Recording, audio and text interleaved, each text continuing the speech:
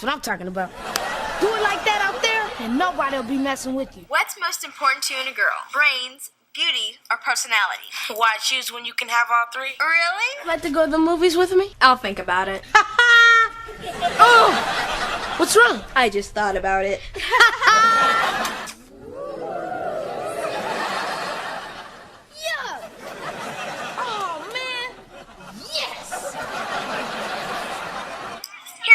Go get us some quarters. Your money's no good here. Everybody's money is good here. Okay, listen up. I'm about to tell y'all something that's gonna blow your mind. What if I told you Nickelodeon's only live-action black family show didn't flop? It got wrecked by behind-the-scenes drama. I'm talking grown folks beefing so bad, they shut down the whole thing after just 13 episodes.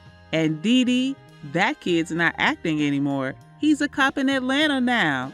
Yep, from punchlines to patrols. But before we get into that, let's rewind to 1994. Well, the kids aren't here right now, but they should be back any moment. Picture this. It's October 15th, 1994, and Nickelodeon is about to do something they have never done before. Not slime, not cartoons. They about to put a black family right there in the spotlight with their own live-action sitcom. Mostly unknown actors, and a lot of, in the case of several of the cast members, first-time actors. I was pretty proud of what we did. Their own version of Sister, Sister, My Brother and Me wasn't just breaking new ground. It was straight up bulldozing through walls that nobody even knew existed. But here's what they don't tell you. This show was doomed from the jump, and when I tell you why, you're gonna be surprised. You had the Parker family from Charlotte. Seemed perfect, right? Alfie, the cool big brother everybody wanted to be. Little Dee Dee, just 9 years old, looking up to his brother like he was Superman or something. Look at you, Dee Dee. What happened?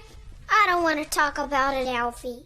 Smart girl Melanie, keeping everybody in check. I gotta tell ya, the lucky girl who buys these clothes is gonna be the second best dressed person in town. And Goo, man, Goo was so pressed over Melanie, it wasn't even funny. Walk to school with this, Melanie? And let people think I'd associate with you? Looked like the perfect wholesome family show, but behind the wholesome TV magic, there was some real mess going down that would have made your favorite reality show look tame. Now, don't get it twisted. Before all the drama went down, My Brother and Me was actually doing something incredible. This wasn't just Nick's first black cast. This show was showing middle-class black families without all the stereotypes and trauma that usually came with it. Kim Whitley acted in the show as Miss Pigney, and she had this to say during an interview. Her cousin named Calvin Brown, she's a writer right now on Hollywood Husband, and he created the show, he pitched it, and then gave me a run on that show. It was a Nickelodeon studio. I felt like I was at like a Jersey World sort of cute, friendly place, and it wasn't too big, so I was very happy to be there. They gave us real sibling relationships vibes. You know how little brothers really act around their big brothers? That hero worship thing Dee Dee had going on with Alfie. That was authentic. And Goo being all pressed about Melanie had kids everywhere cracking up because we all knew somebody just like that. What made it even better was that these weren't some Hollywood kids faking it. Raph Woolfolk IV was a real 8-year-old from Atlanta when he got cast as Dee Dee. 11-year-old Arthur Reggie III brought that genuine cool big brother energy that made every younger sibling watching wish they had an Alfie in their life. The chemistry was real, the laughs hit different, and black kids finally had something on Nick that looked like them. You think you're so bad, huh? Well, hit me. Hit me. Did you act tough and say hit me? Yeah. So what happened? I got hit. But working with kids as your main cast, man, that was like trying to teach cats how to dance. Ralph was still in elementary school, losing teeth, doing homework, but also having to memorize scripts and work 12-hour days like a grown adult.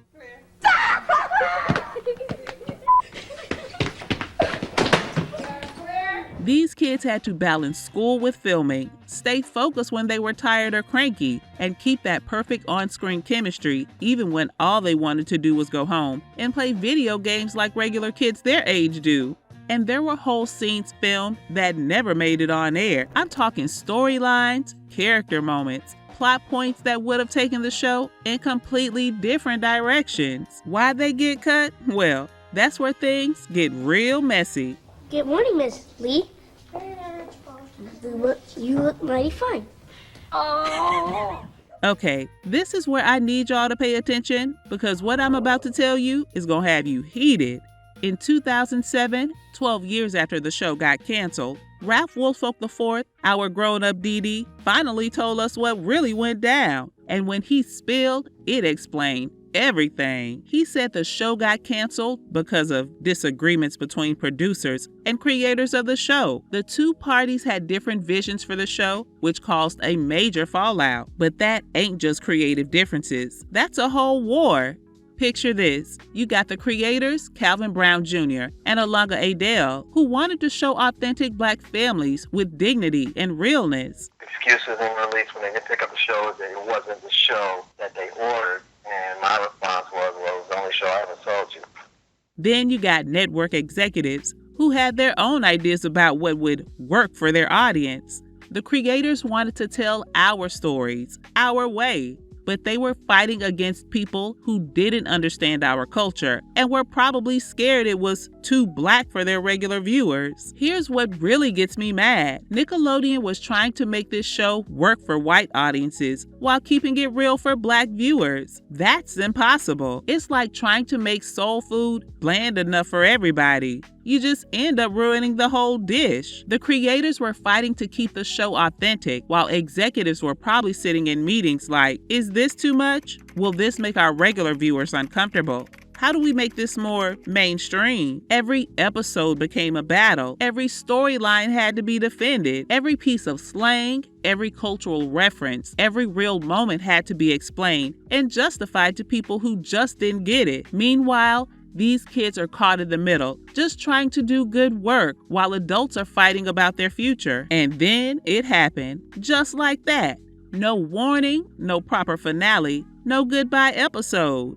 In January 1995, after 13 episodes, My Brother and Me disappeared like it never happened. Fans were left hanging, wondering what happened to the Parker family, whether Goo ever got with Melanie, if Dee Dee would ever stop worshiping his big brother. The way they canceled this show was disrespectful. Most shows get a chance to wrap up their storyline, give fans some closure. But My Brother and Me, gone one week, forgotten the next, leaving nothing but memories and a whole lot of what ifs. The cast found out the same way we did, through industry whispers and trade publications. No farewell party, no final table read, no chance to say goodbye to characters they'd brought to life. The children cast went from Nickelodeon stars to regular kids overnight, with just some residual checks and memories to show for it. But check this out. Remember little Dee Dee, Ralph Woolfolk IV? That kid who had perfect comedic timing and made us all laugh? He's now a police officer with the Atlanta Police Department. Hello, I'm Lieutenant Ralph Woolfolk of the Atlanta Police Department's Homicide Unit, the Homicide Unit Commander. From making us smile on TV to protecting and serving his community, that's real character development right there. Ralph studied English at Morewood College in Atlanta while considering Harvard or William & Mary Law School and pledged Alpha Phi Alpha. While Ralph chose public service, the kid who entertained us is now out there making a real difference in people's lives. He's married with 3 children. Arthur landed a few TV gigs before venturing into music as a rapper, where he goes by the name Show Business. While it's unclear how this chapter is unfolding, one thing's for sure, he absolutely loves being a dad to his 2 kids. Jimmy has embraced a quieter life, enjoying the simple joys of fatherhood and day-to-day living. Aisling stepped away from the spotlight as well, though she did lend her voice to a few projects before moving on. Jim, Roger, remains active in the industry, continuing to act, write, and produce his own work. Karen stayed in the business too, even reuniting on screen with her TV husband Roger and Sheena. Men came from the West. They robbed our village of the jewel and took it to a museum. where their people could look at it and wonder. Sadly, she passed away from breast cancer on October 30th at the age of 49. She is survived by her husband, Lawrence Hamilton, and 2 children, Lauren Elizabeth Jean and Lawrence Morris. But don't sleep on what my brother and me accomplished. This show became a cult classic, living on through reruns and DVD collections. A spoof was even made from the show. Mama, who's that? This is your Uncle Alfie, my little brother. Hey, Alfie, this is Lil Goo. Vibe even did a 25th anniversary piece talking about how it helped usher in a new era of sitcoms and why it still resonates with the hip-hop generation. What My Brother and Me proved in just 13 episodes was that Black families could carry a mainstream show without gimmicks, stereotypes, or apologies. It opened doors for That's So Raven, The Proud Family, and so many other shows that followed. The show became special for young Black viewers who finally saw themselves reflected positively on screen. That was the only thing we had for, Black kids. That was the only Nickelodeon show that we really could be like, oh, this is the one. This is the one, No broken homes, no absent fathers, no very special episodes about urban struggles. Just a normal, loving middle-class Black family dealing with normal family stuff. Come on, Didi. We gotta get you back home before Mom and Daddy realize that you're gone. No! We might have had a Black family sitcom that ran for years, positive representation that lasted throughout kids' entire childhoods, instead of just one brief moment. We might have had role models and storylines that shaped a whole generation. Instead, we got 13 episodes of pure gold that burns brighter in memory than it ever got to shine on television. Here's the real truth.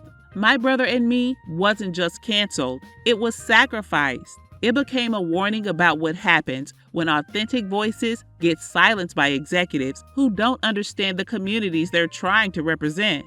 This wasn't just a loss for Nickelodeon or Black representation on TV. The Parker family may be gone, but their impact is eternal. And sometimes that's enough to change the world, even if it's only for 13 episodes.